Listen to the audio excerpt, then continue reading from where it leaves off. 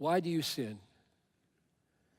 If you want to know what are the dynamics that kill sin and create love? You should ask yourself, why do I sin? And I'll tell you why you sin. Because sin makes promises to you. And you believe them. Sin promises you, promises your children, promises your clients. Sin promises them.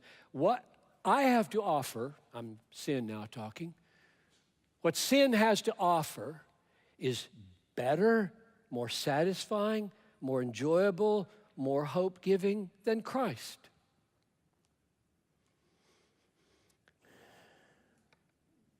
The fleeting pleasures, that's what they're called in Hebrews 11:25. The fleeting pleasures of sin promises to be better, longer, deeper, sweeter, more satisfying. And to the degree that we are deceived by those promises, we sin. Nobody sins out of duty, right?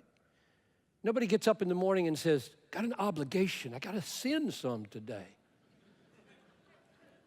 No, nobody sins out of duty. We sin out of pleasure seeking.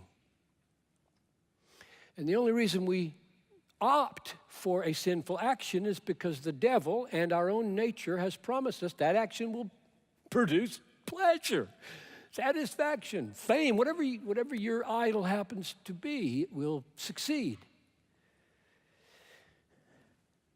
The only way the power of sin can be broken is by the presence and the promise of a superior pleasure.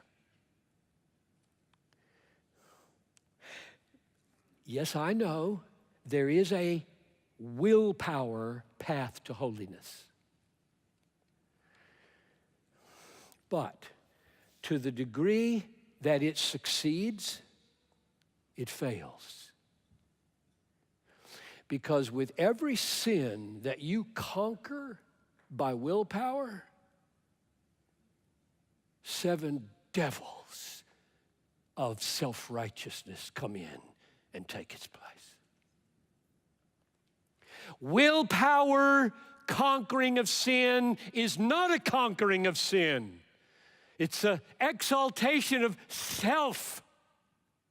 There is one way to conquer the promises of the pleasures of sin, and that is with the power of a superior pleasure, and his name is Jesus, and the way he is experienced is called saving faith.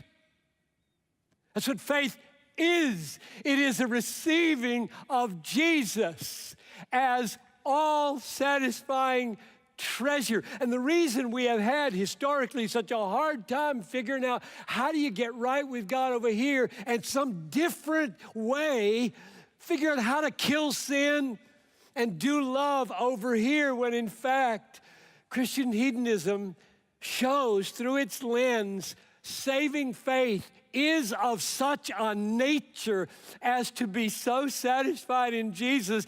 It is the power that makes sin lose its compelling force.